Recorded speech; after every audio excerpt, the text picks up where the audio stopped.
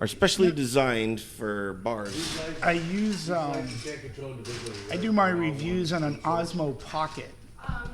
What's that? Oh, you've never. Separated by like this is. Next time I come, I'll bring it. You know, I try to keep things No. like super simple and Dude, it's a handheld, right? Mhm. And it has and it's on a gimbal. well, is that like a gin-based drink Yeah. or? Yes, it's a gym-based drink. You can only use it if you're drinking a gym-based drink. Because it has a breathalyzer kind of thing. Okay. No, but it comes with its own like tripod, wireless mic, face tracking. Wow. So when I do my reviews, I use my iPad Like behind the Pro scenes? as a teleprompter, Okay. and I have my Osmo Pocket, which stands about that big. Oops, It's like a sorry. handheld camera.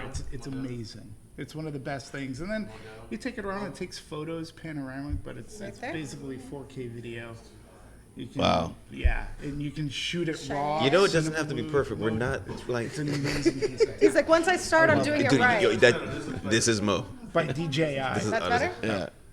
And then how are those other lights? Too high? Those are fine. The background lights are fine. We're out of focus. Okay, cool. Right now, you're getting some behind the scenes of our. Oh, are we already on? Yeah, of Oh, course. is this thing live? Yeah. We Are you always. kidding me? No. We just- You we have just to go. like announce No, you it. don't. No, you don't. I feel like For it's DJI. better. Oh no. It is an all-new drink stores by ladies and If you know gentlemen. anything about Albert, he loves the hot mic. Yeah, I just let it fly and like, but that's only this show. You know what I mean? Like, That's really good to know. because just like at a bar, you always walk into a conversation.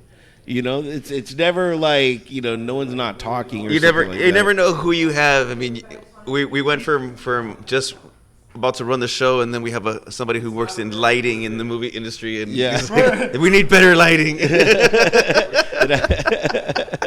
You know what To it- like this. Yeah. Of all things. Of all things. Yeah, because it's so funny. Like when me and David started doing it, you know, we evolved. You know, David wanted to do video, and I was not that I wanted to, but I was like, we're not there yet. Let's first work on the show, get the audio, get all that, and then we'll just build from there. Then last year we did our first like virtual show. We started doing that, Yeah. and then you know we finally came back to the bar.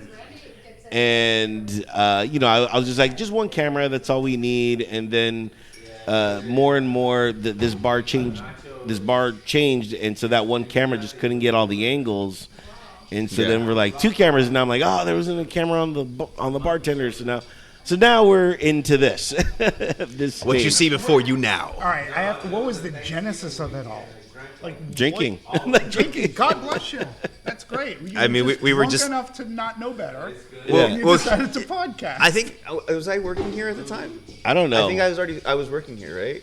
You might have. No, I don't think you were. I think you were I just- was. I don't know. I mean, And then we would talk, and you'd ride your bike home and Yeah. stuff.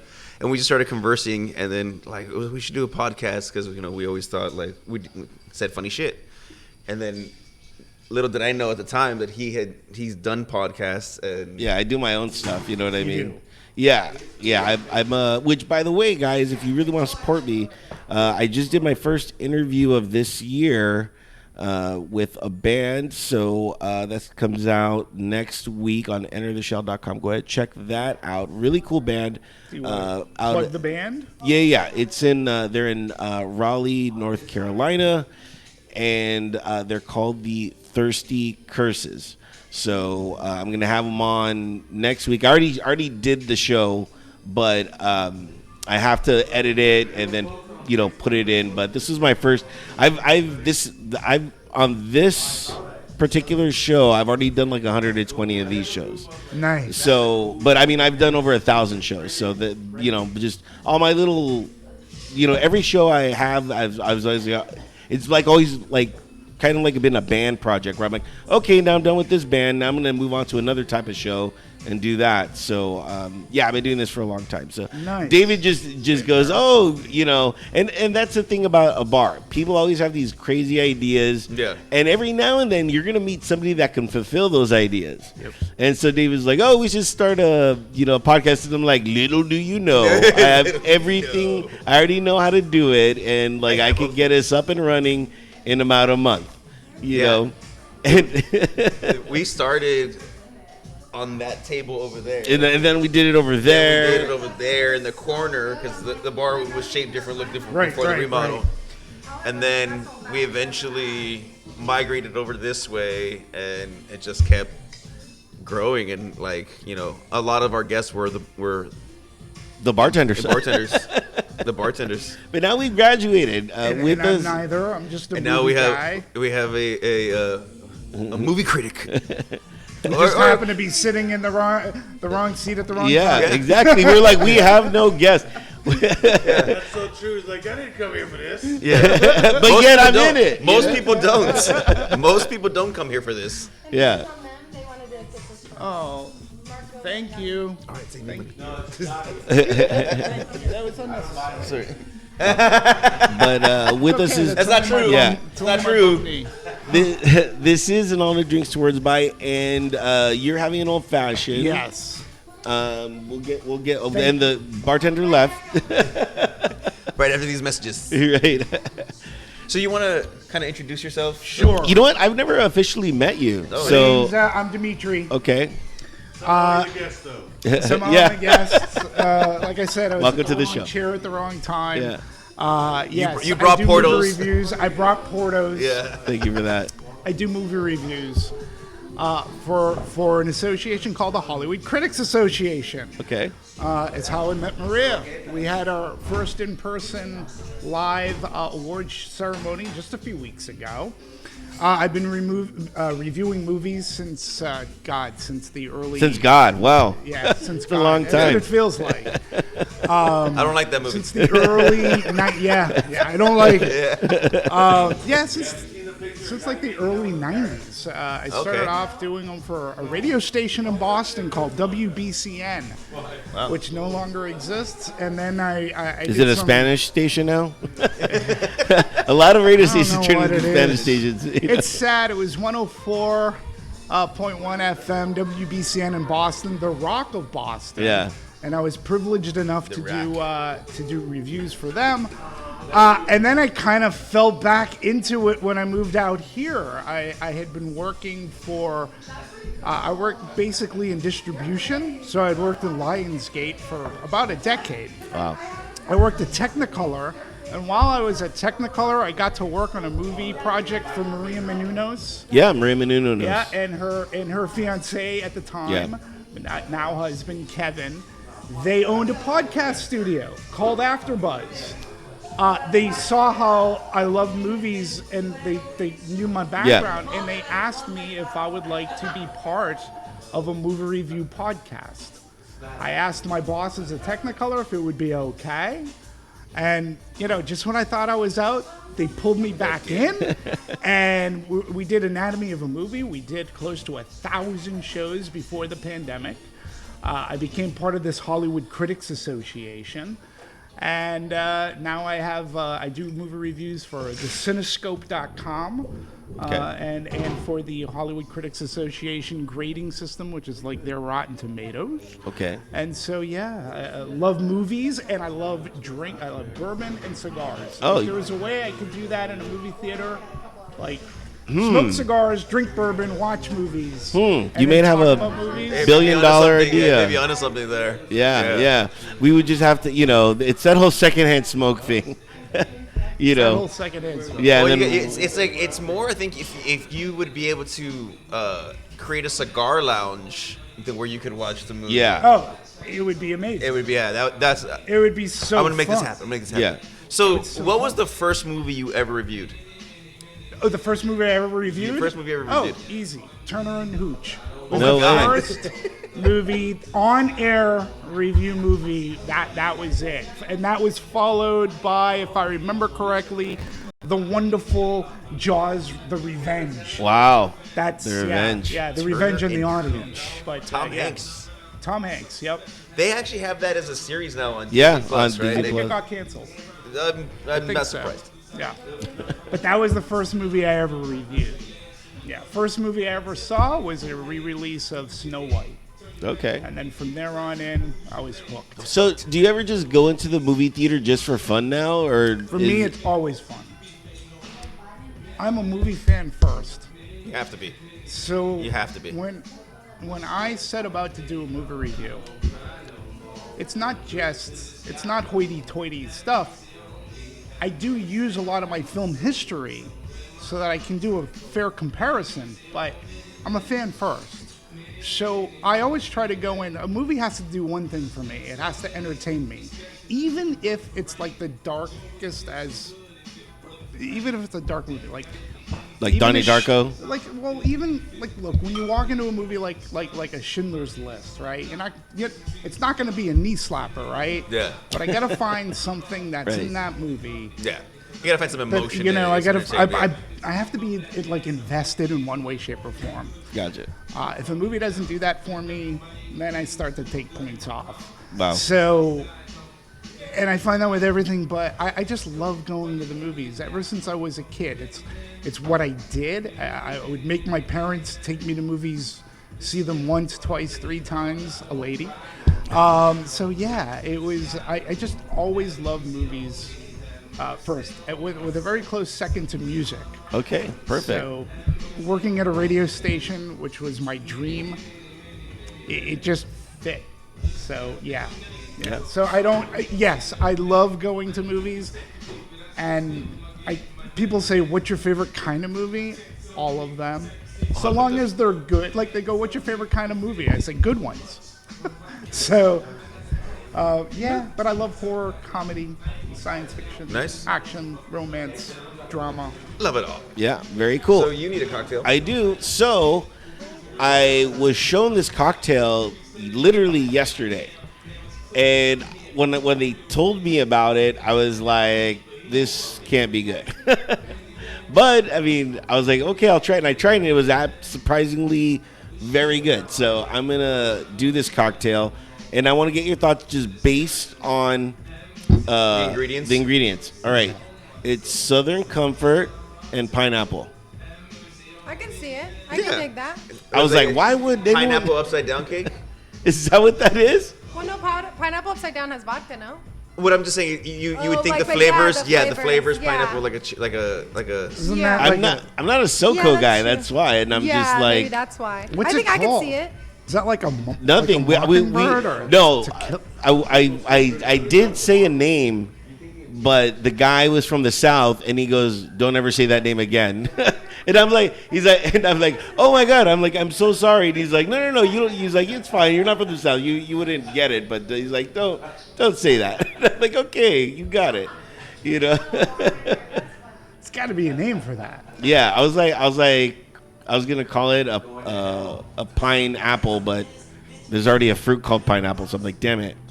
Or so apple maybe, or so pine. So pine.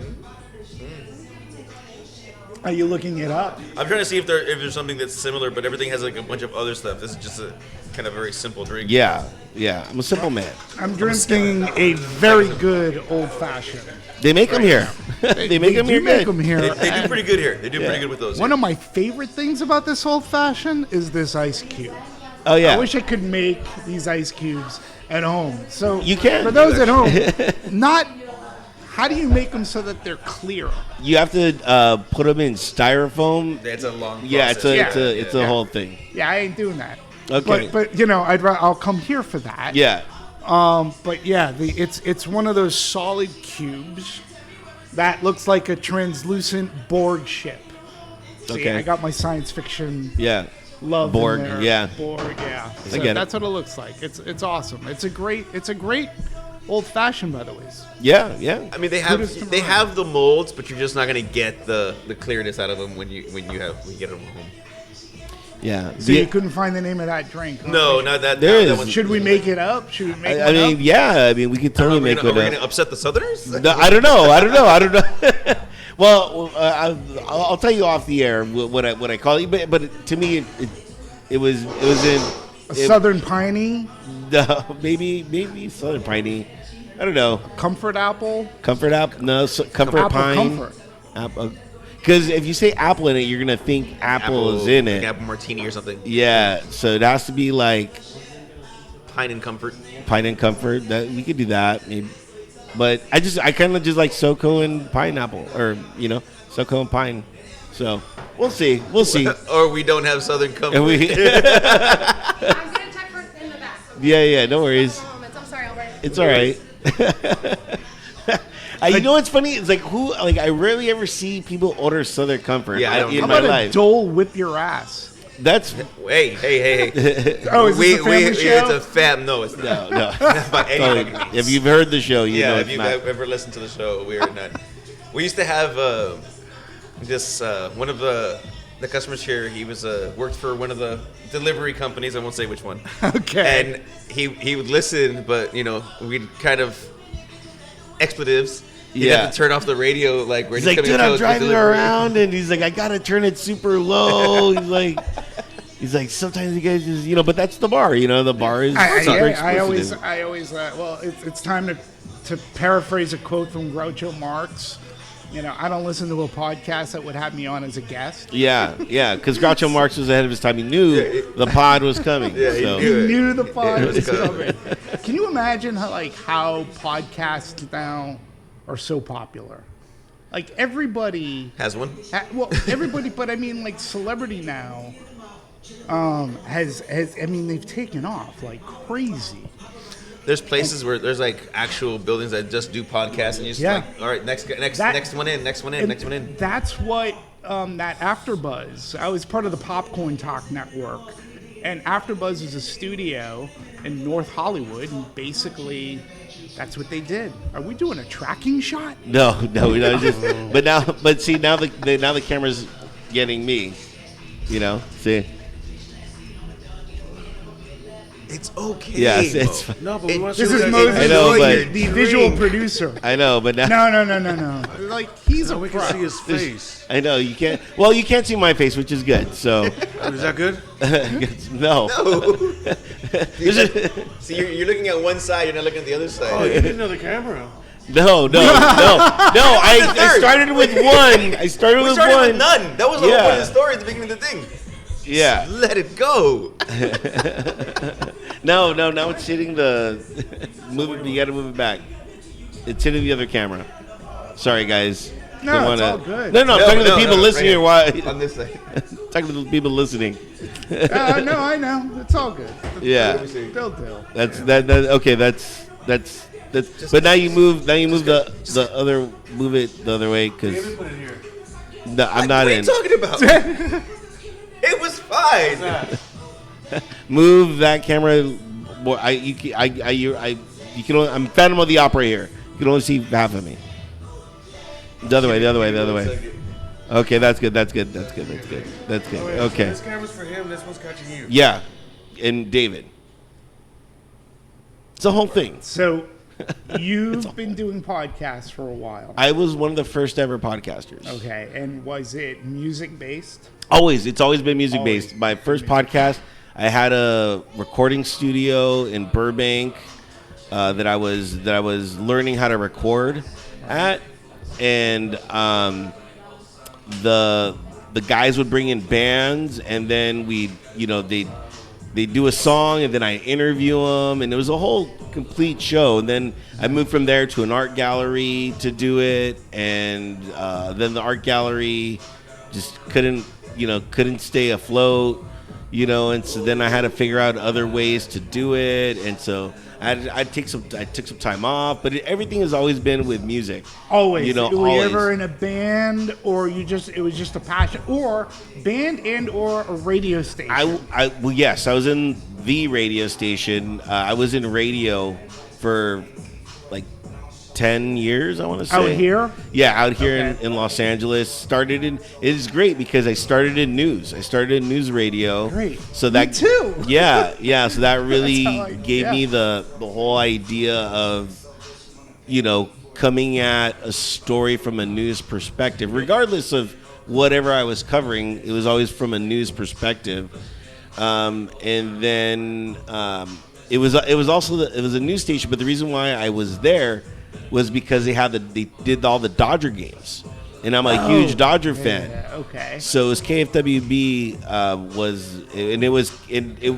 if you know radio or a geek of radio like I myself, it was originally owned by Warner Brothers. Right. So the KFWB stood for Keep Filming Warner Brothers at the time, and when radio was brand new. So it turned into a radio station. Then, of course, the joke is every radio station in LA turns into a Spanish station. So now it's a Spanish station. So I started from there, and then the company got bought out by CBS. Okay. And then from there... Was it CBS Infinity, right? Yeah, CBS Infinity. right. And then from there, Yep. I moved over to our talk radio station, sister station, 97.1. Yep, Yeah. Right. So I was working there. Howard Stern just had left. And, so I was working with Adam Carolla, Daniel Barducci, and all those guys over there.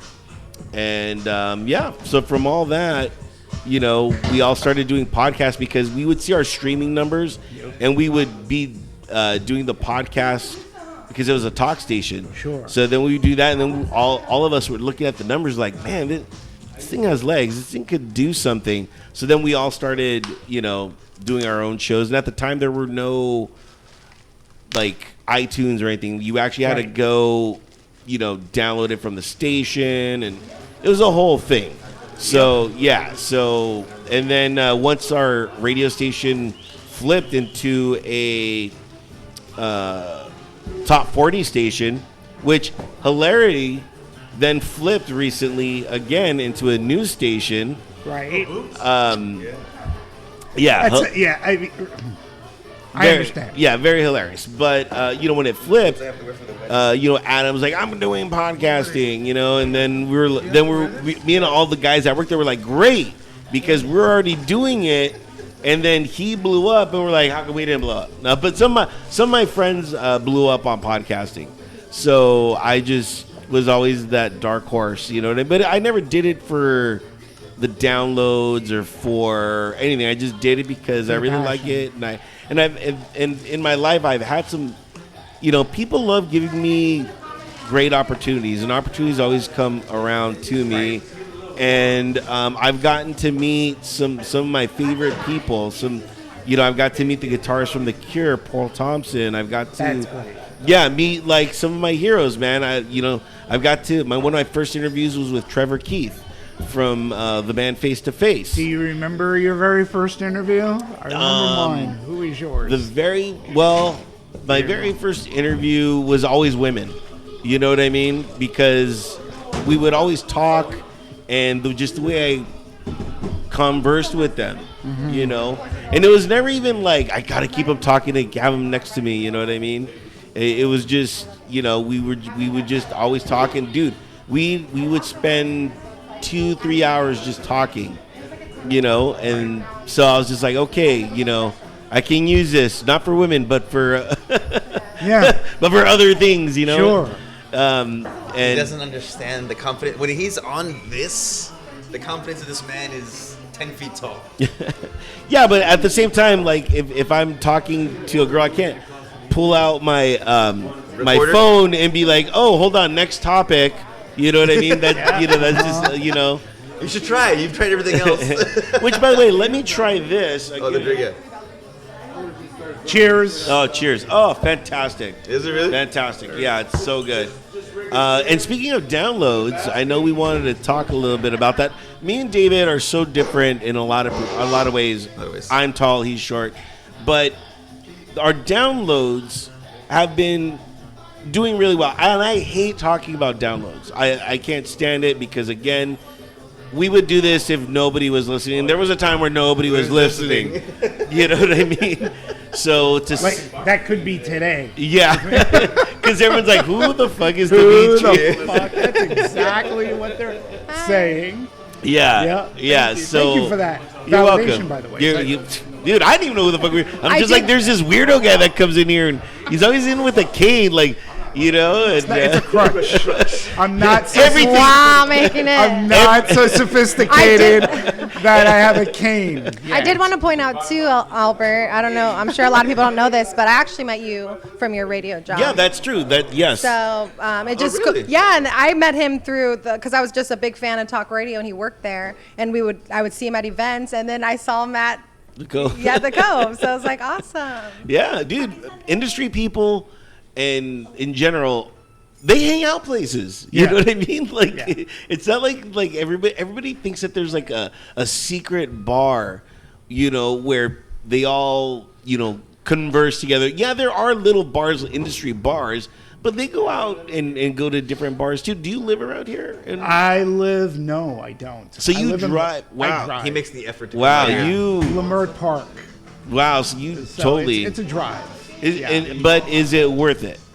No, absolutely. No, it's not. No, yes. No, because like I come hooked here, them in. I do podcasts and movie reviews, and then I'm still working.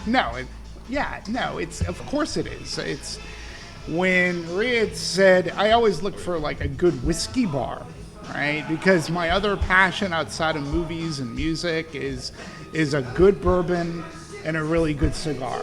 Gotcha. So I've been fortunate enough where my friend's a good friend of mine who's part of the Coast Guard, no less, and he has A coastie. That's what he's we a call coastie, him. man. Yeah, he's a coastie, and he has the best job in the universe. Like he works in the Coast Guard Film and Television Department. Oh wow. So currently he's in Hawaii. His name is Paul. He works for he's doing NCIS Hawaii. Yeah. So whenever they need the Coast Guard, he's the consultant. Yeah. Right? Who also happens to love bourbon and cigars. We met at a cigar lounge. We have the same interest movies. He loves Disney and stuff. And so we love, like he is a bourbon fanatic. And he has a collection of bourbons that would almost rival here. But when I met Maria at our award show, she was a guest of one of our critics. She was telling me, we talked bourbon, and she told me about this place. And I said, I'm going to have to make the trek out. Yes.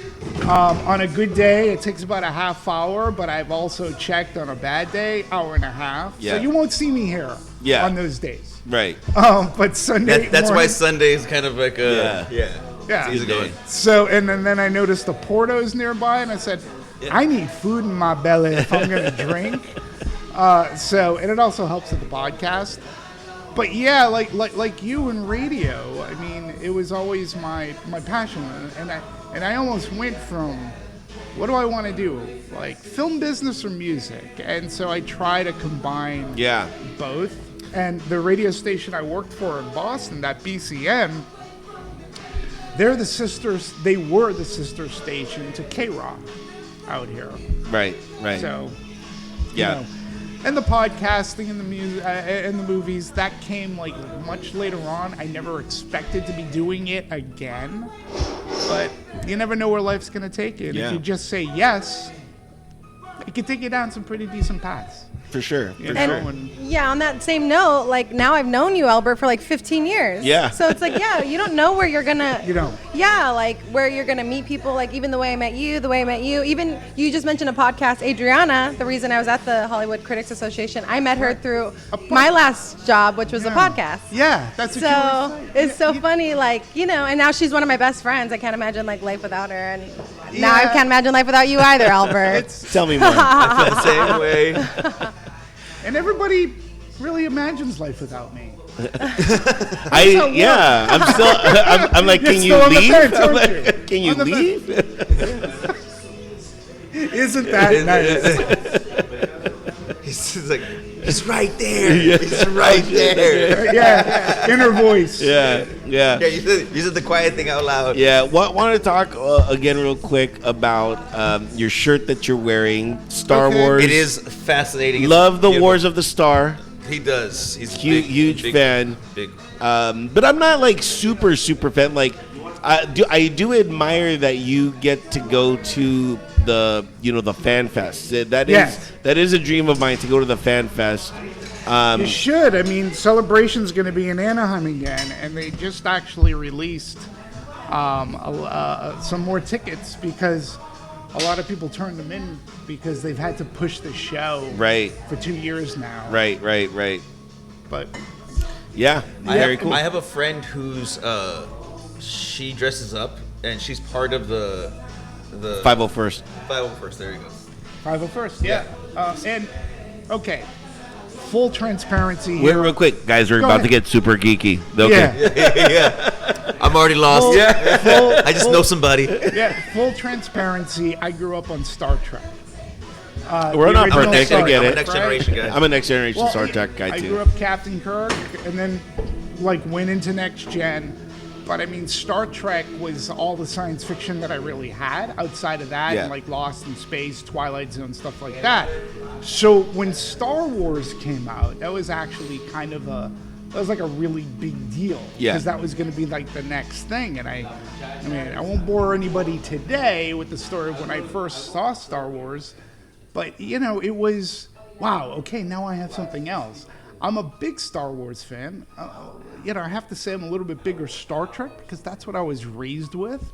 But I always hate the schism of Star Trek. You have to either be one or the other. Right. It's like, no, you can be both. You know what? No, you can must be pick both. one. Yeah, and it's like George One's in them all. Yeah. Lucas credited Gene Roddenberry. He's like, if it wasn't for Star Trek, there wouldn't be Star Wars. And Roddenberry and Eisner, Michael Eisner, Yeah, Michael who Eisner went to from- ran, Yeah, Disney. And if it wasn't for Lucille Ball, there would be no Star Trek.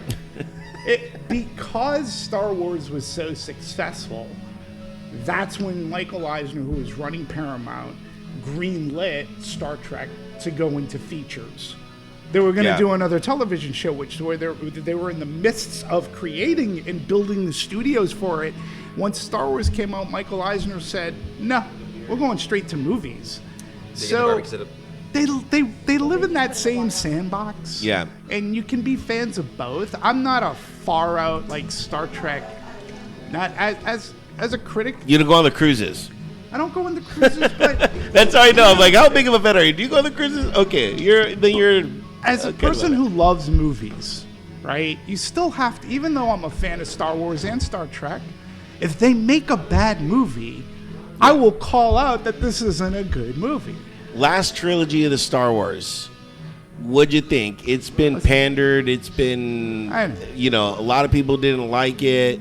What's your? I was fine with it. I liked it for where they were going. I particularly liked the second movie because they did different things in it, and what a lot of the diehard fans need to understand is the movies aren't just made for them. They're made for a huge, broader audience. Right. Maria. And same thing happens with Star Trek too. I mean, it's like fandom today can be extraordinarily toxic. Yeah. And the internet and social media and things like podcasting, sometimes they don't inhibit the toxicity. Sometimes it really comes out in flying colors. I think I'm on Twitter just because I in some regard getting the news from Ukraine. It's firsthand on Twitter. You're not getting the same thing you're getting from the news. They're giving you the nutshell safe cone fucking news of it all. Right. But Twitter, you're like, dude, look at that shit. These people are fucking suffering. You're getting firsthand. It's this is fucking amazing. And sometimes, but the toxicity of it all, it's people are just, it's an open forum, and you're like, Jesus Christ, dude, calm down. and they are hidden by their keyboard. So they feel that they have a right. Now, you talk about podcasts and moving forward. For the past, I'm going to say almost month, the co-founder of Hollywood Critics Association, I'll give his name. His name's Scott Menzel. We've been doing a show. We've had a podcast called Trending in Hollywood, right? And we used to do it on Hollywood Critics Association's YouTube page.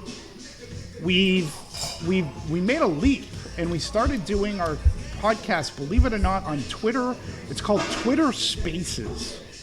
right? And this allows people live to hop in on the conversation. So anybody who's on Twitter, if you're having a show, your audience shows up, and they can raise their hand if allowed to like comment. And I gotta tell you something, this Twitter Spaces, I think it's been amazing.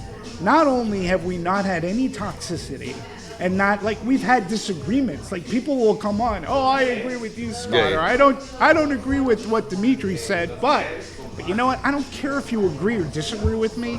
Be respectful, be thoughtful, and make it a good comment. Yeah. Because I'll listen to you, right? My favorite saying is, hey, it's okay if you don't agree with me because I can't force you to be right. So, but... Yeah. It's like every woman. But I don't, like, again, if you're doing it in a thoughtful way, and I have to say, for this past month, our shows have grown, and they've gone from being like just under an hour program, which it used to be on YouTube, to now we have two plus hour shows.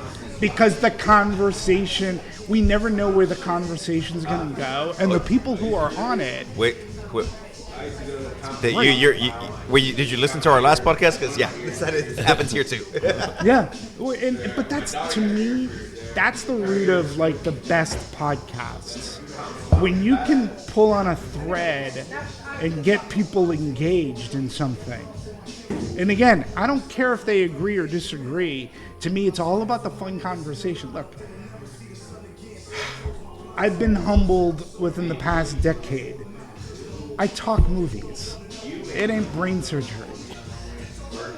You can't take it. There are people who save lives. I just talk movies. So once you start taking that too seriously, it's no. Because there are other... I'm lucky that I get to talk movies. I'm lucky that I get to be here. And get paid to talk movies. Yeah, and drink an amazing old fashioned and be... Like, to get to do that, there's nothing... Like, it's nothing better. Because it's your passion. Like, you love music, right? You got to do what you wanted to do, and you love it, right? Oh, yeah. So, you know, I just don't take... There was a time where I took things like that very seriously. A tragedy happened within my life, and I just rethought a lot of things. I still love movies, but I just like, okay, I don't have to wear the red cape. You know what I'm saying? Yeah. I could just have fun with this and realize I get to talk movies. Yeah. You know, and it's and I get to drink old fashions and smoke cigars. Yeah. Go to Disney. Live the life. And try to walk without a limp. Go to Disney. No, just have a limp, embrace it. Have a gangster limp, you know what I mean? That's the... Yeah, because I look like a gangster. That's the hilarity I'm wearing of it. a Star Wars hyperspace shirt. I know, I'm like, hyperspeed. I'm such the gangster. The irony. He's barely moving, but he's... I know, but he's moving fast. Well, I wear it because it's slimming. It's like slow. It's going so fast. It's like slow motion. So, but you know, and you talked about Star Wars. You know, I mean, yeah, I love Star Wars, but did I like the Book of Boba Fett? Not really. They should have called it the Book of the Mandalorian. Well, it was hidden in it, you know. It was, you know. He was. But for being the Mandalorian or Boba Fett, like you, the one critique that I heard that I agreed with, he should have just kept his helmet on. You know what I mean? Because that's like super Mandalorian, and I was like, yeah, okay. It was.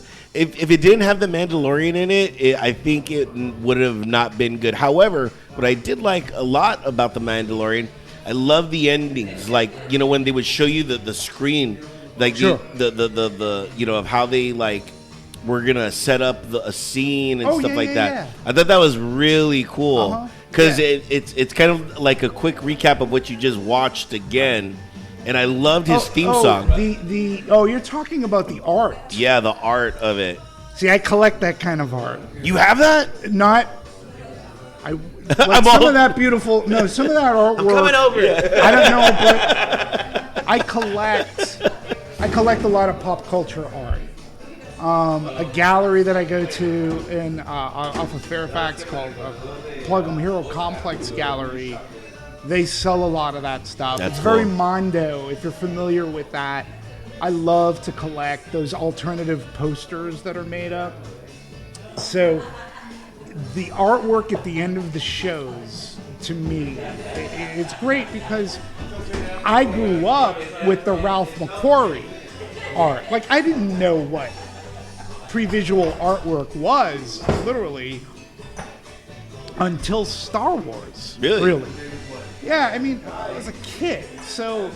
But then when I realized that there was this artist, Ralph McQuarrie, and he did these pre-visual, like just working with George Lucas. You know, I mean, I have a Ralph, what they call a Ralph McQuarrie Darth Vader from Sideshow Collectibles, which was one of the very first sketches that he ever made of what Darth Vader was going to look like. And he has a blaster. Wow. And, you know, Lucas was like, what's he need a blaster for? He's Darth Darth Vader. Vader, Like, yeah. you know, but the first concept art of him.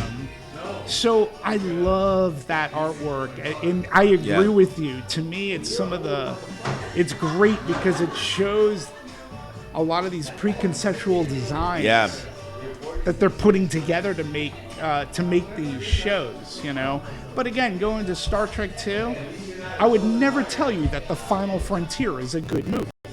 I would like it as a guilty pleasure, but that's about as far as that goes. Right. You know, even like as a Halloween movie, you know, fan, I would never tell you that the Rob Zombie Halloween movies are good or that Halloween 6 is good. What about the last? H2O. Yeah. Just kidding. H2O is really good. I didn't like H2O. I loved H2O. What Wait, about? is that the newest one?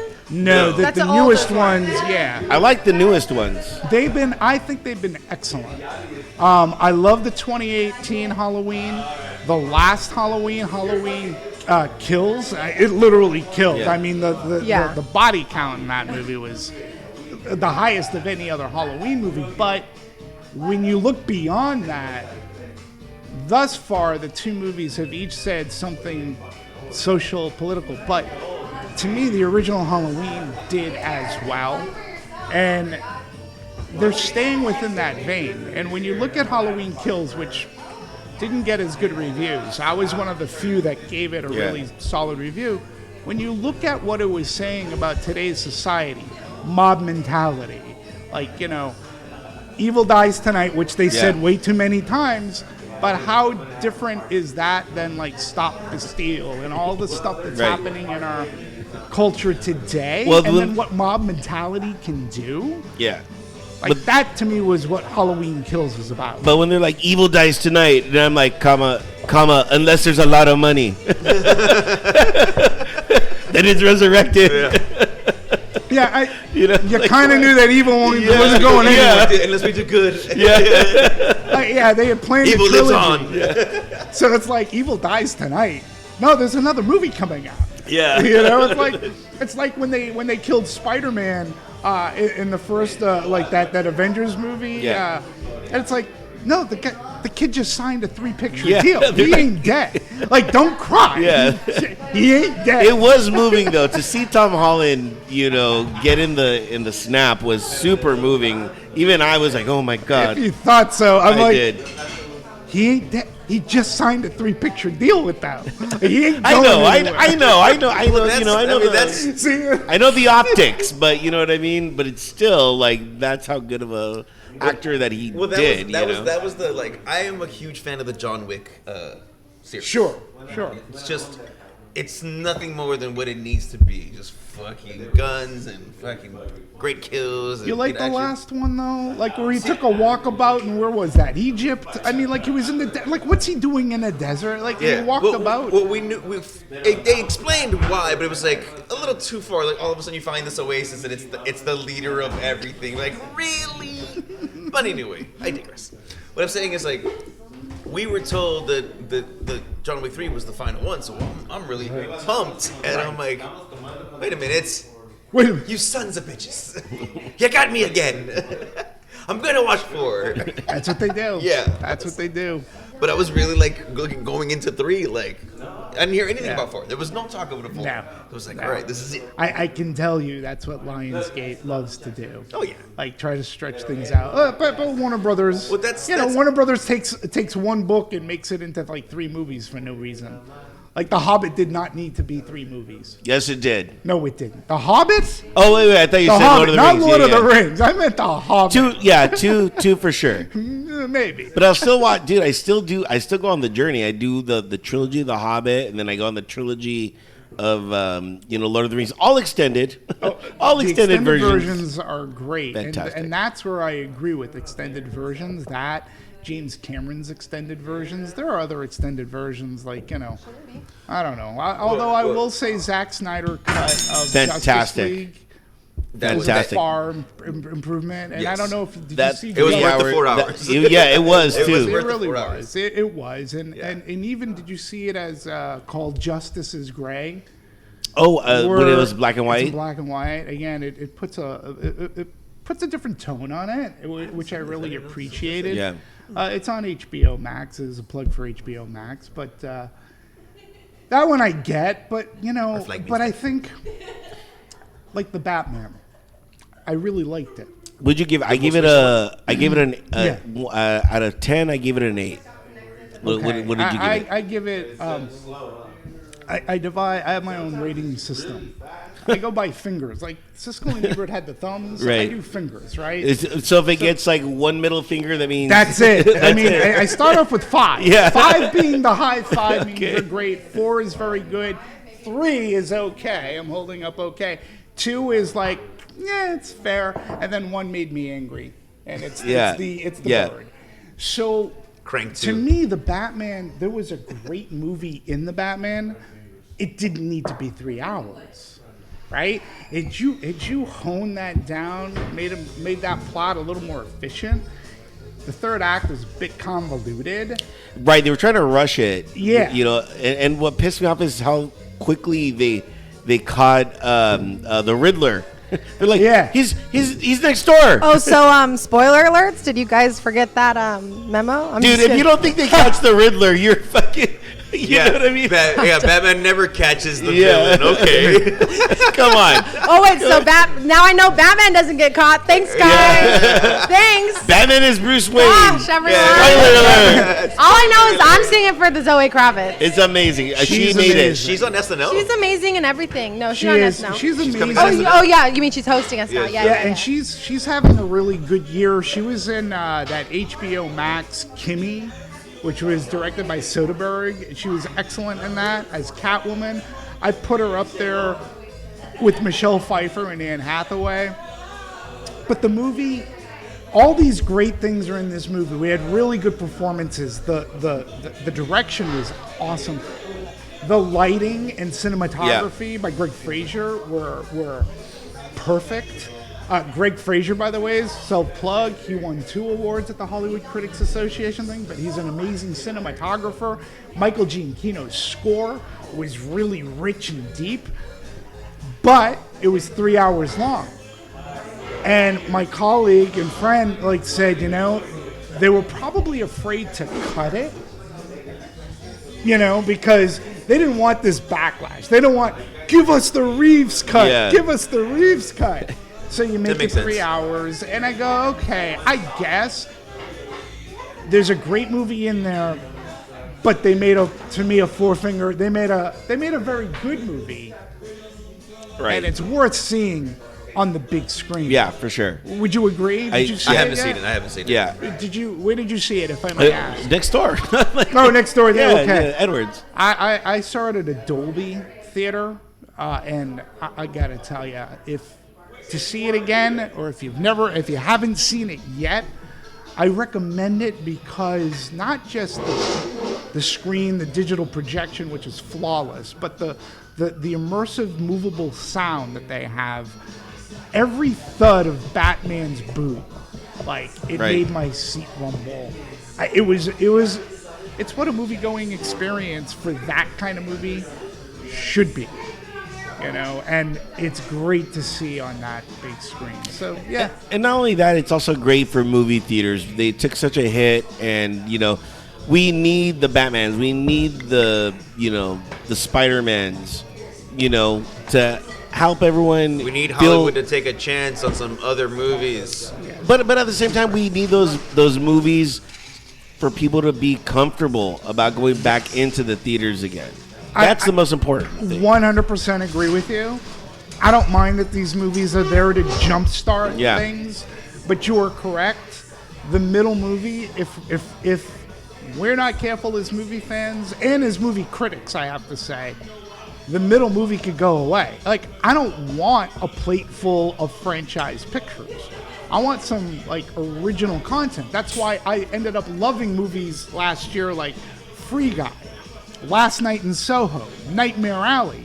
They were some of my favorite movies. I just saw Nightmare Alley. Okay, no spoilers, because I actually do really watch this. I want to watch It's this. a nightmare. And there's an alley. It's a noir movie that Guillermo Very del noir. Toro is so in his element. And again, from top to bottom, that movie is just 100%. My first Guillermo del Toro was Pan's Labyrinth, and I absolutely loved that movie. It's fantastic. That was amazing. I'm rewatching Pacific Rim right now. Oh, yeah. Which he did, and he's such a playful, fun director that gets not only the genre that he's working in, but he gets the craft. So when you watch A Nightmare Alley, his affinity towards the old school film noir and that Art Deco, production design, which I'm in love with. It's gorgeous. It's gorgeous. He's I think one of the best filmmakers around. He just gets it, and he's a very happy, congenial man.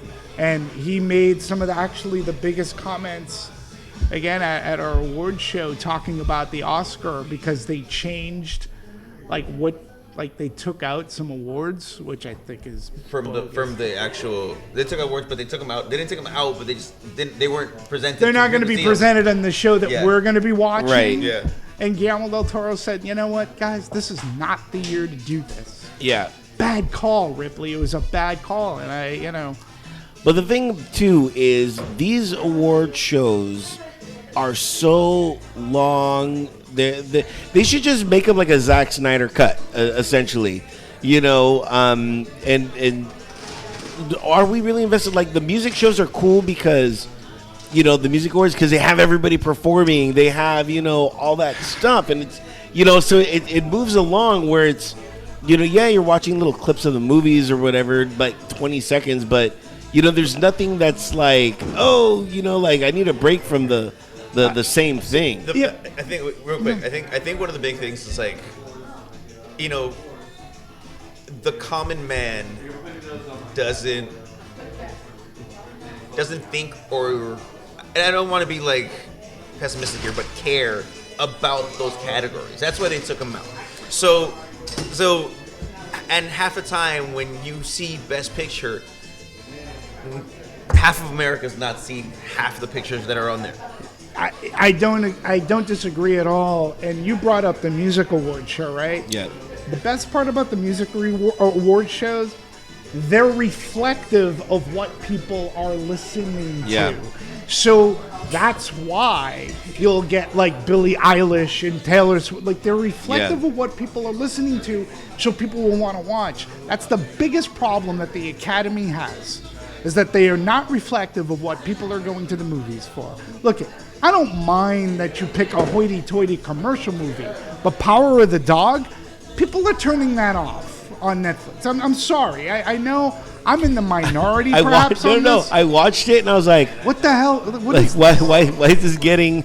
Yeah. Why is this getting fucking all this? And right now it's predicted to win Best Picture, which to me, that's look, folks, you have to be a little more open-minded here, and you have to the industry, the film industry is at a major crossroads right now, and if you want to save it, look, I don't mind if you give Power of the Dog some awards. Give it some awards.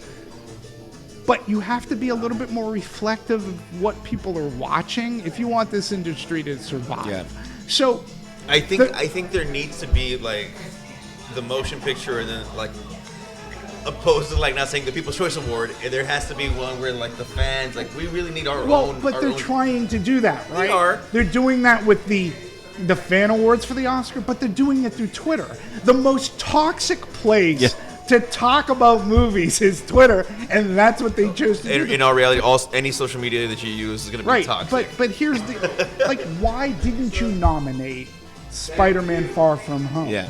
Like, again, I wasn't a fan of the first two Tom Holland Spider-Man movies, and boy, did I get an earful because of that. But I loved the third movie. I thought the third movie was excellent. It was nostalgia crack. You know what I mean? I loved it. But it worked because we need it was the Batman version of that. but it didn't beat you over the head. Right. And it was very organic as to how the entire story developed. Yeah. And it ended on a pretty sad note, I felt, right? It's a good commercial movie. But not only had William Dafoe in it, and he was like the greatest like Green Goblin in the world. You know what I mean? He's an amazing actor, and just to have him in there, you're like, oh my god. And he was so good in Nightmare Alley. Oh my god, Right? yes, He's really yes, good, yes. right? But again, the Academy has to recognize, like, you have to really start. Don't be so high up on yourself. You know, you have to pick some commercial films. There's a reason why, like I was happy that movies like Titanic, like when movies like E.T. get nominated, they don't win, but you have to give credit to these movies. And there's no reason for them not to be considered for a Best Picture. Now, personally, this year, 2020 was a punch to the gut for everybody. Right, and the movies that were coming out, or at least that I was getting links to, they were just like a kick to the wall. Like, they were just so depressing. And it's like, I am locked in my house. I don't need this crap. I'm already like, I live by myself. I got my dog, and now I'm watching like Pieces of Woman. Like, what the? I'm watching Nomadland. Like, these aren't movies that are making me feel better. So when I watch a movie like Coda, and that movie makes me cry because I feel good, I'm like, okay, you need to, and it's winning a ton of awards, so it's getting its due. I would love to see Coda win Best Picture, because that is what we need. We need to feel better about going to the movies. But there's like 3 or 4 movies that they nominated that I looked at and I said, no, Spider-Man should have been in there. If you want to do better and you want this business to survive, you need a pulse on what people are paying attention to. There are some bad commercial movies. I wouldn't put Spider-Man in that, and later on down the line, I would even say, I don't know what's going to come up, but right now, I'd say the Batman.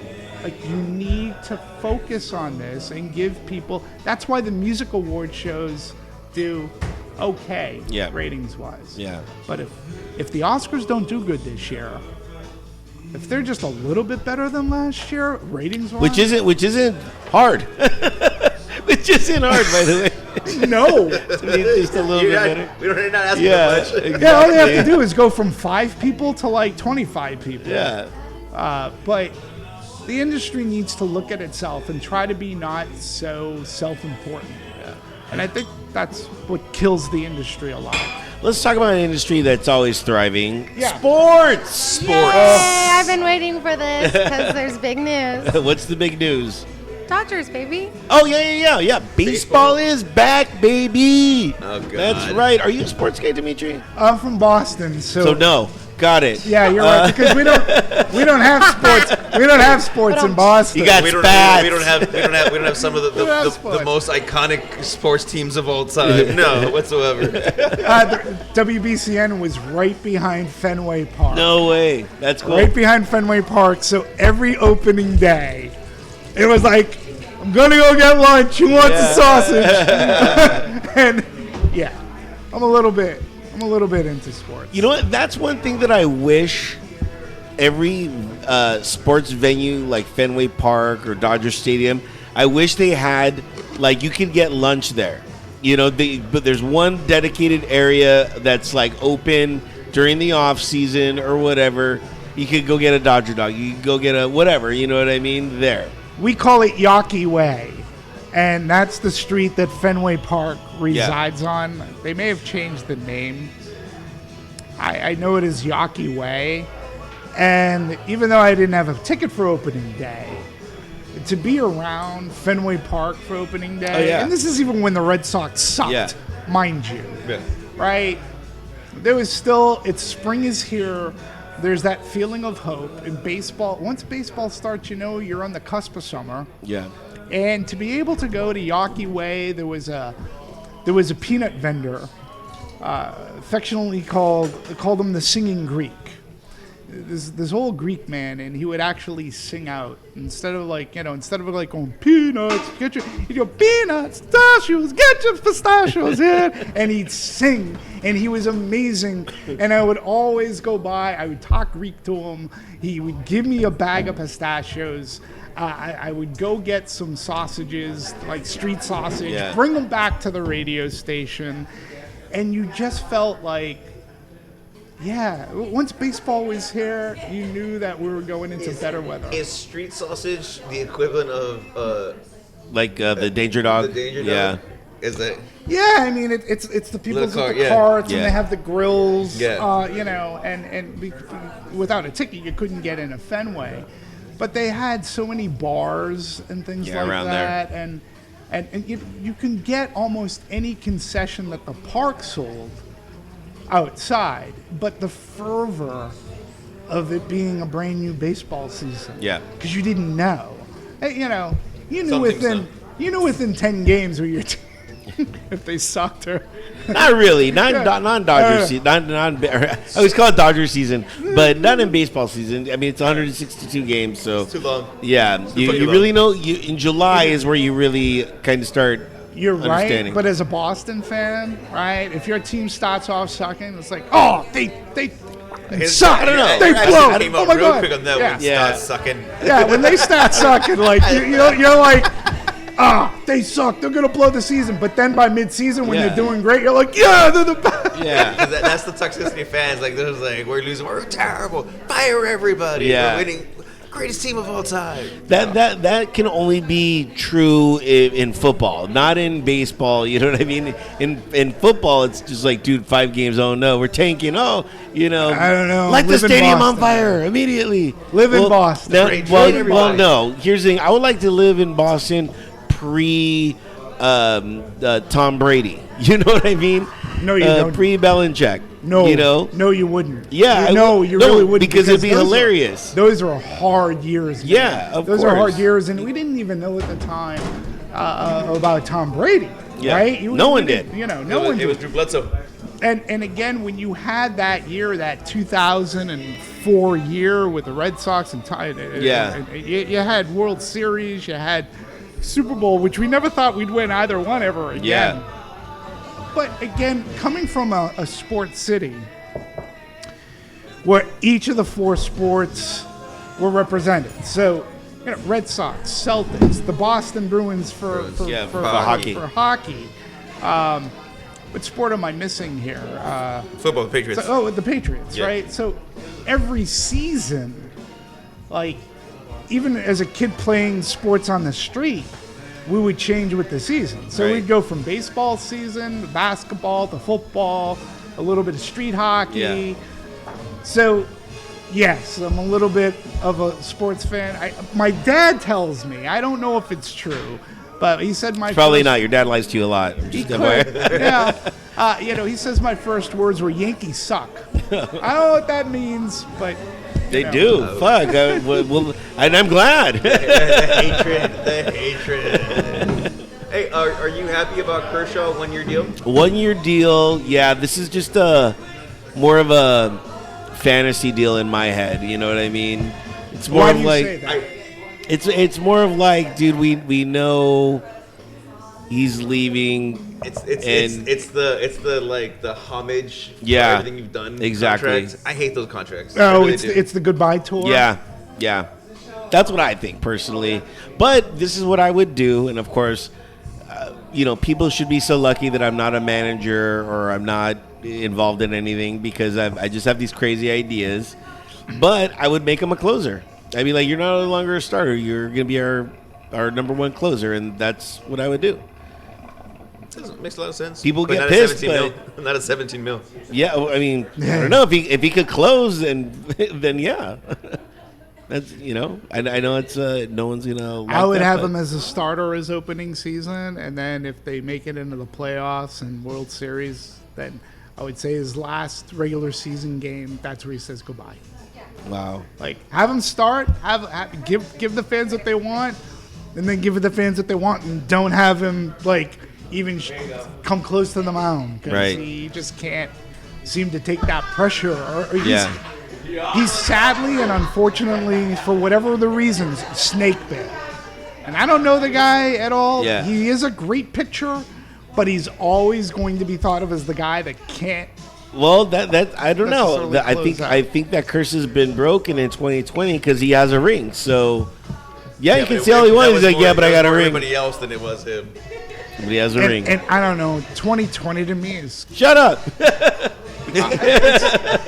it's just. He has one of the replica rings. I wore- No, As a matter of fact- hey, God bless you. But I just think 2020 as a whole is like an asterisk year. Like I don't remember who. Like the bubble for NBA, the bubble where all the teams were like in Florida and playing well, on one court. but shit. which was great. Like that bubble was like the best thing. Like so, the NBA does this bubble, right? And you go, okay, that's pretty smart. That's pretty smart. keep playoffs and This is everything how like we that. can do it. Yeah. They drove the ratings, right? Yeah. But once the following season came, it was like, oh, COVID doesn't exist. Bubbles. No, it's like- they should do the bubble for love the the bubble. playoffs. You know what I mean, and make it like March Madness. Yeah, they were so forward thinking, but then after that, they strayed it was from like, the formula. whatever. Yeah. Yeah. So baseball season starting. We've covered baseball. Not necessarily over really quick. So when the Dodgers won the World Series, they gave out a replica ring, right? I brought it to the bar and I was like, "Here's my replica ring," and I wear it every now and then. Wait, what do you mean they gave out? A replica ring, so an gave it- actual ring. If you went to the No. game, a certain amount of fans got a replica ring of the World Series ring. that the players got. But they gave it out. Yeah. They do a lot of giveaways. Boston doesn't do that. The shade. The shade. Sorry, I couldn't help myself. Boston gives things away, but Sorry. they don't give away replica ring. Like, Yeah. is it plastic? No. It's like metal. It's like And it's big and it's heavy. Really? it's Yes. huge. Yeah, I'll show you a photo of it. My God. Because- they gave that. No, see, the Red Sox did not give out Yeah. a replica ring. You had to pay for that replica ring, and it wasn't cheap. No. No, this came How with many were there? the. 15,000, I think. No, it was like 35,000. Oh, yeah. But keep in mind, the Dodgers hold 56,000. So this is a photo of it. You could just show it to him. I wore it. Jesus. And wait, was it one size fits all? Yeah, or it's did one you- size fits all. Jesus. And so I wore this a couple weeks ago. I was going to a birthday party to like I forgot how old, but like 60 or 70 year old. Someone turned 60 or 70 or something like that. But kind of like an important party, you know? So I was like, oh, I'm going to wear my ring, you know? So I wore it. Now, I took this photo that you saw. Right. And by the way, great. Since we were on the whole subject of toxic culture, I'm on this website called Reddit. And, Oh, sure. And for those that don't know what Reddit is, Reddit's it's not social media per se, of more of just everybody interacting. It's more of like a club media, I want to say, because Sure. whatever you're into, you're just part of that club, and everybody talks about it. So I follow the Dodgers on there, and I posted that I wore this ring. I'm like, hey guys, I'm like, out of the 35 lucky thousand fans of us, I'm like, who still wears this ring? And I posted that photo that you saw. What was the response? Oh boy, I can only imagine that a lot of it was probably we talked about toxic jealousy. So I would say, yeah, hatred. Yeah. First of all, there was no jealousy. No jealousy. No jealousy at all. Oh boy. Let's see. Let me read some of the spectacular comments. I got 22 comments. One of them says that what was one of them? Hold on one second. Suck it. No, Hope your finger falls off. no, it was that I'll never need a condom because I'm never gonna get laid while wearing that.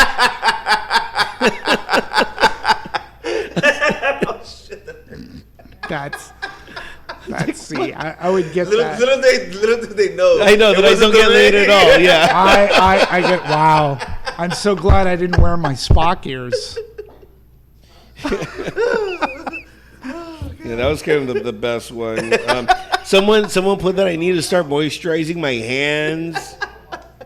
It was insane, man. I was like, come on, guys. It was so, but here's the thing. That's how much of a fan I am. It's like, oh, someone called it a Mickey Mouse ring, and I'm like, dude, I don't care. Like, I'm happy I got this ring, and I'm one of the 35,000. Yeah, the way I look at that, all those comments came out of jealousy.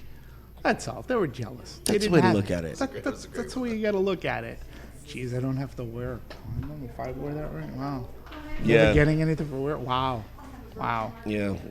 So anyway, I just wanted to kind of Touch about it, yeah.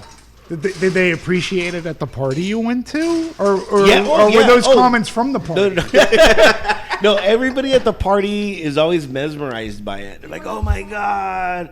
They're like, because they're Dodger fans there, like real fans, And I'm like, I'm not discounting the ones on the Reddit, but they're like, "Oh, that's fucking cool," So it's just like on the internet, I'm slammed, in person, I'm loved, But I still wear it, and I wear it on special occasions and stuff like that. So. As you should.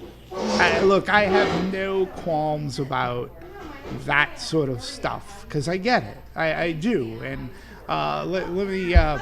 So I actually, have you ever been to Louisville? Have you ever been to Louisville, Kentucky? Louisville. Louisville. So my job had taken me to Louisville, Kentucky. On some downtime, I got to go to the Louisville Slugger Bat Factory. Nice. Okay. If you've never gone, if you're a baseball fan, I highly recommend you do it. It's an amazing tour, history of baseball. They got everybody's bats right there. It's so cool. It's amazing. It's amazing. So, this was 2007. So, Red Sox had won World Series. I had on a Red Sox jacket. I was with some colleagues, and we were part of a tour group, and the tour guide was an older gent. We came to the place where they're making the bats. Have you ever seen them make bats and like how they whittle these things down to everything? I've seen some B-roll of it. Amazing. Yeah. And what I didn't know is that players will sign the contract with Louisville, right, with the Louisville Slugger bat, and then they give their autograph, and Louisville Slugger will take it and put it on like this metal thing so that they burn it into person's bat, right? So we were coming upon the bat factory, watching this happen, and our guide says, "Oh, you're all in luck.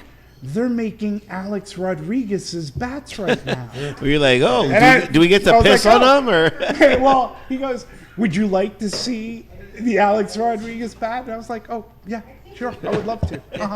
Yeah, let's go. Come on, yeah, can't wait. So this old man comes out with the bat, and he's giving it to people, and people are holding the bat in marvel and awe.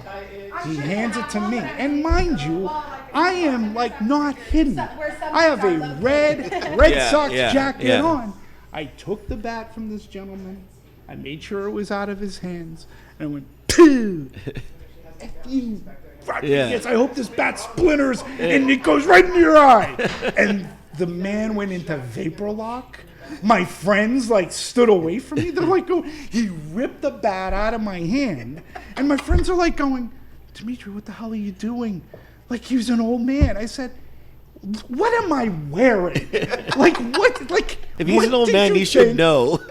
Don't not give this. What do you think? As long as he is a Yankee, do you think? I would have done this to Derek Jeter, who I think is one of the greatest shortstops of all times, and I have mutual respect for. I go, he's a New. What did you expect was going to happen Yeah. from me? So, but I do recommend as a baseball fan, go there. They have some great bourbon bars. Louisville's a great town, and the Louisville Bat Factory was a highlight of the trip. It's a great place. Fun fact about me, Demetri. Yeah. I'm a gin man. I'm not a Oh, bourbon. So sure. I'm like, you're like great bourbon. I'm like, who cares? They have a good gin bar like farther on a satellite street. Yeah. No. Okay. I'm like, deal. I'm there. Well, good to know. Good Yeah. to know. As the man's drinking Southern Comfort and Plastic. Well, it's because it was it was a I always use We my try to explore things. yeah, but I use my life as for the show to make topics and stuff like that. So that's I understand. All right, so very quickly, I can't believe we actually talk sports. It's very rare. We Really? Our sports go all segments over are the yeah. place. We go all over the place. Sure. Yeah, that's the beauty of it. Like, remember the whole bullet Yeah. red? So, I need to take your take because football season, the off season's happening. Yes, Monday starts the trades. There's a lot of shit happening in the AFC West. Tons. That's right. Russell Wilson went to the Broncos. Yes, and this is a bad idea, and I'm going to tell you why. And I don't think anyone's gotten this take on this or not. But we are so used to Patrick Mahomes, you know what I mean, that it's not nothing new for us. It's not like, oh my God, Russell Wilson is. It's like, okay, like we already have one of the best quarterbacks that we go up against. So okay, we're kind of already prepared for that. And you got Khalil Mack. Yes, which makes it even better. So now we have Joey Bosa and Mac on the other end to sandwich everybody. So it could have happened at such a great time for the Chargers, at least for the Chargers. I'm a Charger fan. As of right now, the AFC West has made the most moves in regards to like making everything better. See the Chargers. You can tell. Flip I'm a it Charger around. fan. Flip it around. Listen, I got to be honest. I wish the Chargers never left San Diego.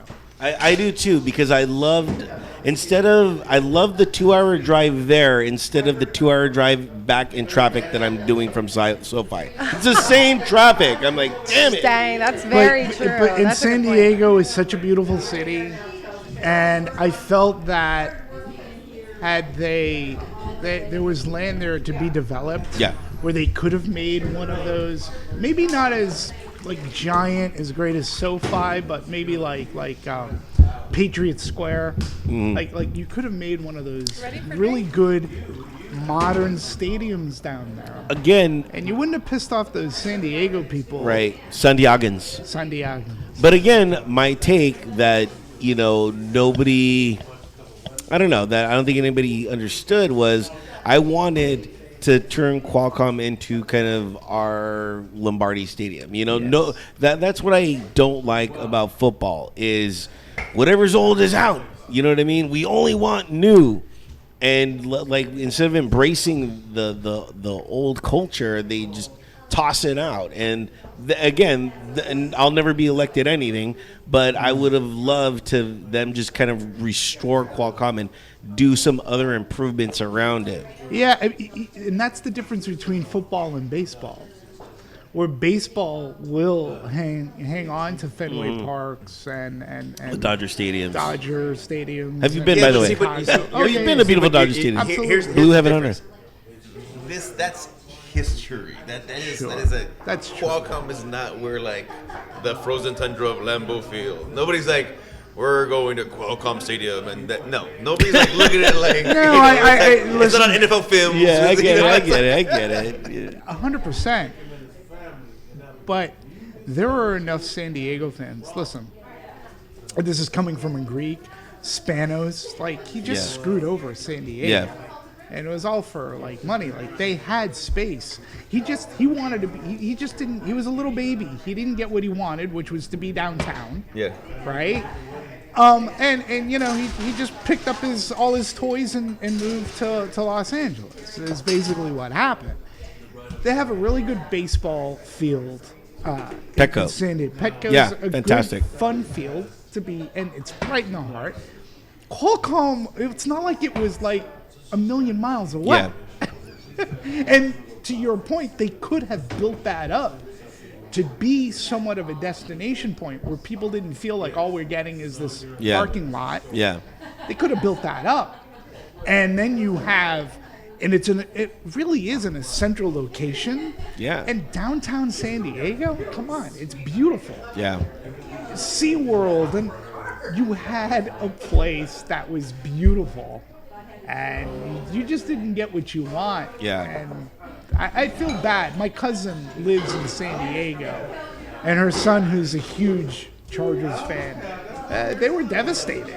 I was devastated too. I'm like, damn it, you're coming here. Damn it, I was even more pissed. I knew the traffic, you know what I mean? Yeah, right. But again, you know what I mean? Money. Big fan. Okay, but at this point, have you how you've seen what 3-4 games at SoFi? I think 5. Not to brag. And how many did you go watch the Qual Cup on a regular basis? A lot, because I had my cousin had a suite there, so I was there a lot. I got to go to a lot of championship games. I got to be on the field a few times. Okay. You know, be a fan. You know, Hoity-toity over here. Fuck you. sorry. I went took my point away. I went to Qualcomm once to go see San Diego. It was a San Diego and Patriots. Was it? I think it was just. When was it? I think I was there. We might have both been there. We could have been there. All I know is that my seat, I was closer to God than I was the field. You needed to be. Easy. Oh, wow. Calm down. I've seen what makes you laugh. There you have it.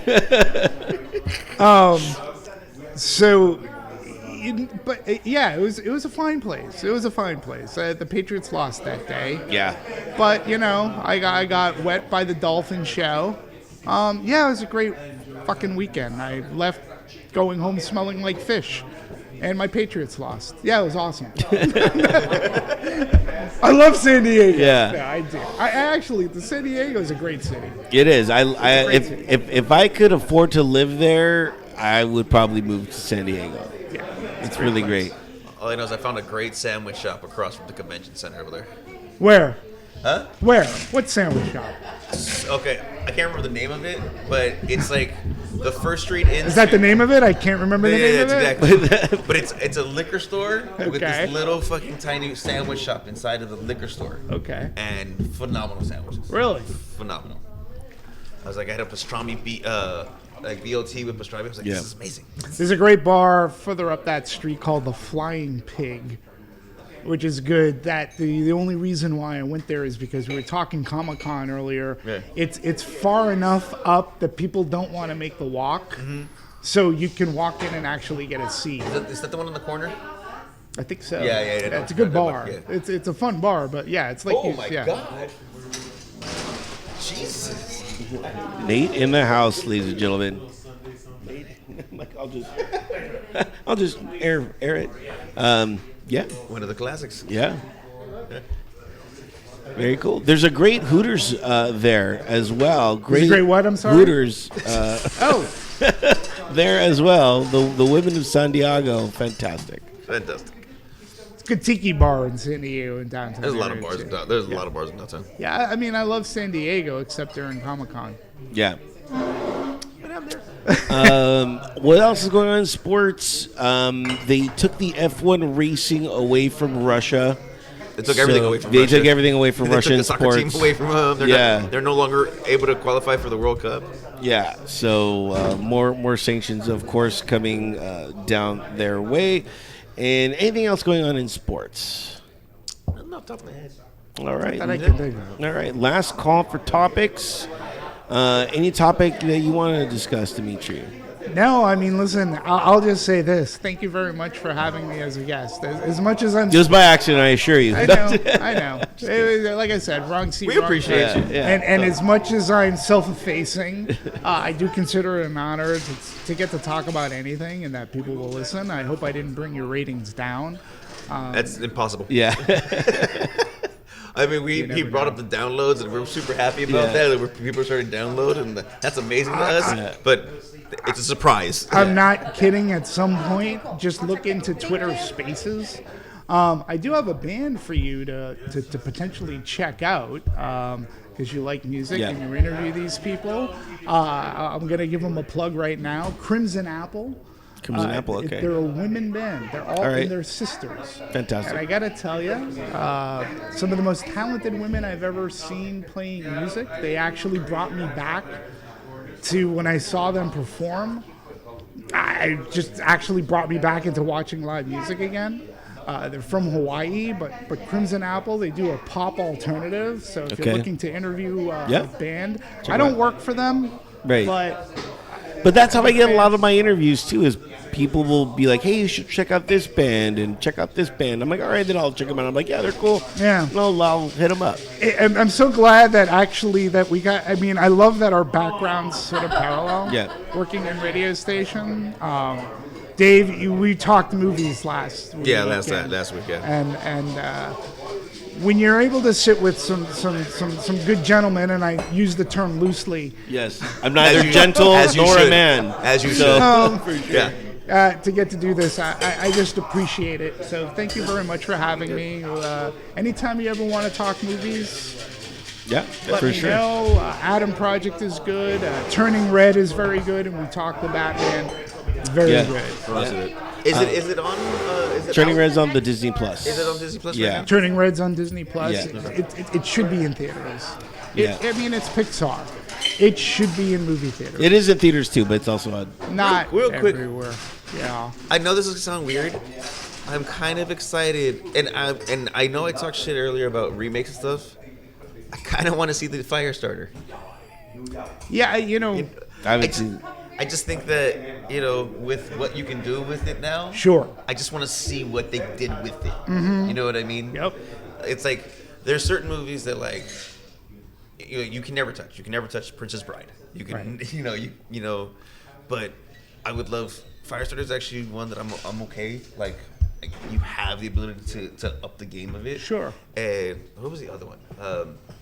The Last Starfighter. I think The Last Starfighter should be remade. It was remade into a book. The guy that did Ready Player One wrote a book called, I believe it was called Armada. I hope I got that right. And it was basically a retelling of Last Starfighter. Some movie trivia here, since you brought up Last Starfighter. Okay. The director of Last Starfighter, his name is Nick Castle. Okay. Do you know what Nick Castle is made famous for being? The Punisher? No, that's Frank Castle. That's Frank Castle. Oh, right. Punisher? No. Nick Castle played the original Shape, or he played Michael Myers in the original Halloween. Oh, wow. Okay. And another Halloween reference from The Last Starfighter is the lead actor, whose name now escapes me, but The Last Starfighter, he was actually in Halloween 2. Lance Guest, that's his name. Okay. So you will see both Lance Guest and Nick Castle at Halloween conventions, but they'll be autographing Last Starfighter merch. So awesome. It's really funny, but I love Last Starfighter. I loved it. Yeah, I love it. It's a great movie. Yeah. And I just think with what the CG and the effects now, I think it would be really well done, especially because the gaming world, it still fits now. Right. So you have one person who The Adam Project had the feels of that 80s kind of sci-fi action flick, sort of like The Last Starfighter or Star Kid or The Explorers. Yeah. It had that like Explorers. kids sci-fi kind of vibe to it. So Very cool. there you go. Gotcha. One last topic I wanted to discuss was me and David are both wearing the same shirt, and it's always funny when because we don't have similar taste in clothes at all. But it's weird, and I don't know if this is a men are from Venus, girls are from Mars type thing. I don't even know if I got that even right. But if two women wear the same exact outfit, it's World War X. You know what I mean? It's mayhem. Yeah, it's complete chaotic chaos. But when two guys wear the same shirt, it's more of just like we're not gonna either change. It's like why didn't you call me? Yeah. But I will say though, I feel like you'll be safe in your shirt going anywhere. I hope. Unless a convention. Yeah, I'm not privileged enough to have a Cove shirt.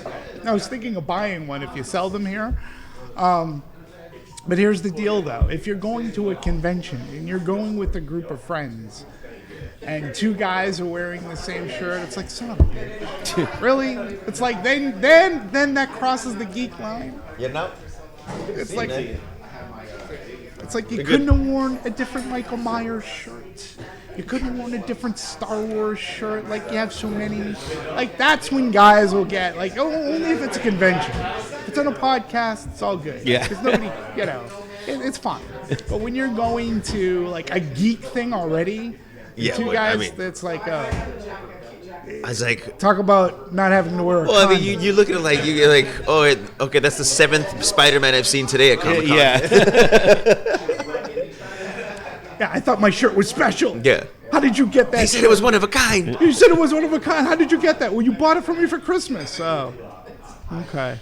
Well, All right, we're going to get ready to do our final cheers. Final cheers. So let's get you a drink really Let's get you quick. a drink. Yeah. And while we're waiting on that, guys, thank you so much for tuning in and being a part of the program. We really, truly appreciate it. Again, we touched on it earlier, but the downloads, was it to quote, is it Sally Field? You like me. You really like me. So, how can people download this and how can people find your podcast? well, luckily you should ask because we are available everywhere for streaming. Same thing. Yes. Put that one on mine, please. No. We can buy the guest a drink. Yeah. But we are available on multiple streaming platforms. For more information, feel free to log on to drinkstowordsby.com. There you'll see the list of all the streaming platforms. Drinks to Words By. Drinks 2 words by. drinkstowordby.com. So Exactly. drinkstowordby.com is where words. Plural. So we right. it took us a while to figure out the name, and what was the original? It was like words Cocktails to drink and by? yeah. It But then there was words to drink- cocktails and conversation when I'm like, damn it. Yeah, it was taken. Yeah. It took us a while to find one, and then it was the a bartender who says, "Why don't you just switch it up? Drinks to words by," and we're like, "It's fucking genius." Yeah. It is. And it was born. Yeah. It is. So Play on words because we're drunk. drinktowordsby.com. Drinkstowordsby.com. And you're on all streaming podcast We're on platforms. iTunes, on iHeartMedia. Amazon Music. Let me ask you this. YouTube. So on YouTube, are people allowed to comment? Yes. All right. Do they comment? Yeah. No. No, just kidding. Do they? Yeah. So this goes out live. It No. goes out live now, No, or we is don't it, do are live. we live on tape? Yeah. Live on tape. Yeah. Because, I mean, and this is just a me thing, is if we go out live, sometimes I'm just like looking at the chat and it's distracting and I'm trying to kind of keep things moving along, you know? That's why you need like your co-host there needs to like be online to like say, hey. I know, but I point got out- I got everything running through here, Yeah. so you know what I mean? No, I can't move. And we did one episode where we did a cooking show while we Sure. were doing it. Yeah, so we were at the apartment. My wife was the one reading the comments while we were cooking and bantering. She's Yeah. next to Mo right now. yeah, Nice. I'll introduce you after. Oh, okay.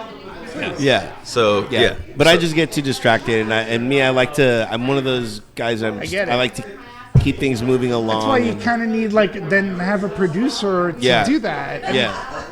Well, apparently we have a camera guy now. That's gonna start Yeah. mounting shit. He came up to me and was like, "Dude, I'm gonna bring some stands.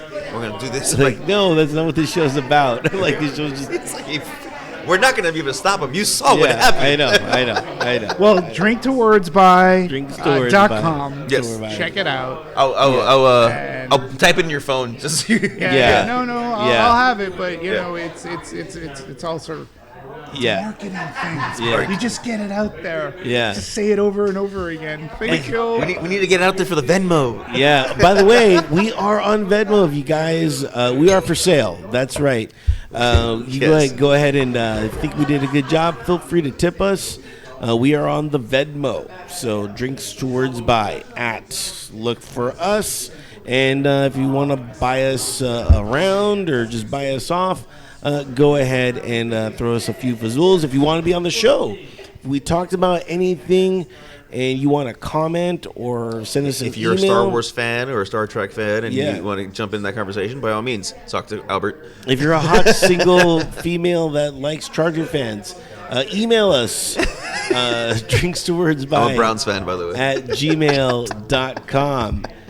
Feel free. What was that condom mark again? Yeah. Hey, I'm married. I do quite well for myself. Yeah. Also, where will we be if we wouldn't be here at the Cove?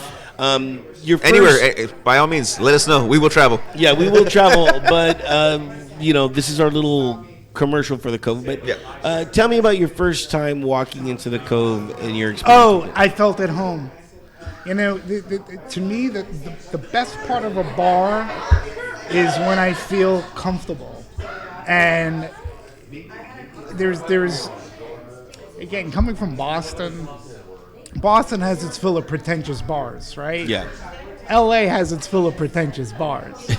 I like going into a bar where I just feel comfortable. Like I was by myself and I can make friends and have easy conversation. You're already in a bar, so you have that common thread, right? And then when you build upon that to me is the best vibe that a bar can give. So my first feeling was that feeling of comfort. That's part of why I'm back again. The selection, I'm a bourbon fan. The selection of bourbons is amazing over here. The price is right, but the people, I think a bar's customers are the best part of a bar. I agree. And when I can go in and feel kind of like at home, that's the bar for me. I don't need pretension. I just need a place that I can go to, sit, be by, like, even if I'm by myself, and feel comfortable straddling up to the bar, asking for a cocktail, asking for a recommendation, being part of a podcast. That's the kind of bar that I would call my bar. So that's how I feel about the Cove. I'm so glad that Maria suggested it. And I'm glad to have made the trek because it's a trek. It's a trek, It's a trek from where I'm coming from. But for me, it's worth it. I'm gonna get that Coast Guard guy out here sometime. So we can do our salute to service. Yes. Yeah. He would love that.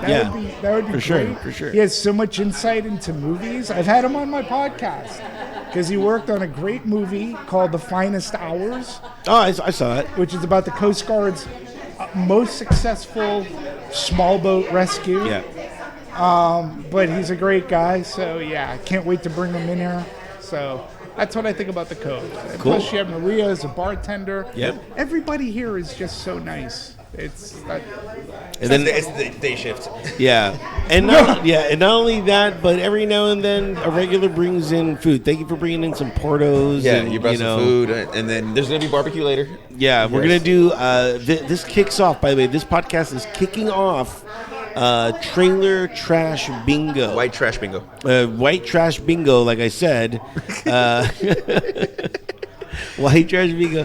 And so for a couple weeks, every Sunday they're going to be doing bingo. You can win some fun prizes, very white trashy prizes at that. I think one time I won a pregnancy tampon. test. I won a pregnancy test. I think they give out a tampon as a prize as well. You won a pregnancy test? Yeah, I did. Oh, good. Yeah. Good for you. Came back positive. Came back positive. It was amazing. It was weird. My pH balance was off. Because you didn't study hard enough. Yeah, right. Exactly. So again, guys, the Cove, we cannot thank them enough for everything that they do. Maria, catch her weekends unless she's moving. Catch her on Never. Saturdays and Sundays. No, I mean like your Catch apartment. me. Yeah. I also work Wednesday nights. So That's right. I keep on forgetting that. And there you'll see the Silver Fox. So make sure to go check them out there, and you'll also see Demetri. So go ahead and check her out any day that you can make it. So do that. And for more information, go to covecocktailbar.com.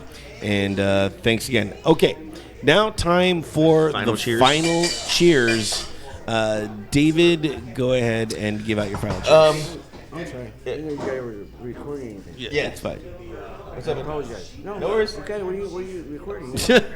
Well, we always do. You've been here during our podcast. Not Don't like play this. dumb. I've never seen Don't this. play dumb. You've been here before. No, I He's see just trying to get on mix- camera. mixing drinks. Yeah. Anyway, There you go. What? Go to the third world or what? Jesus. Give me a second, all right? I'll give you a second. So, we have been trying to get a person by the name of Christian Lutz on this show That's right. who owes a debt to me from a bet we made. Okay. A blood debt? Almost.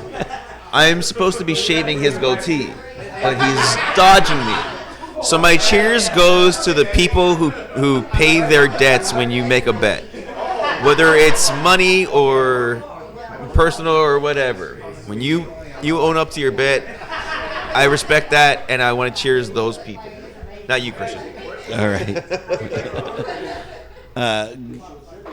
Well, I have yeah. to cheers the podcast for having me on as a guest and the Cove Bar. We appreciate you. I have to cheers that, just like I said, and to all those listeners who stayed listening or who will listen and who will download. So Cheers. that to me, cheers to Sunday, cheers to Maria and Remove. And just everybody be safe. And cheers to the Ukraine. Yeah. Appreciate that. Cheers. Maria, who are you Maria, cheersing your to? turn? Yeah, I kind of have to echo it a little bit. I hadn't seen Albert over the weekend. I missed him a little bit, so I'm gonna have to include Albert in my cheers today.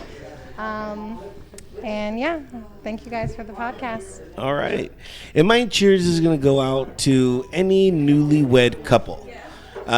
Cheers to love. You know what I mean? And yeah, I've been doing some weddings lately, and noticed the one thing is that you can walk up to the bar. You could do anything. You could cut in front of a bar. You could come in front of a line. As long as you say it's for the bride and groom, you can get away with anything. You know, make it a double. It's for the bride and groom. Got it. You know, there's no toilet paper. It's for the bride and groom. Take my sock.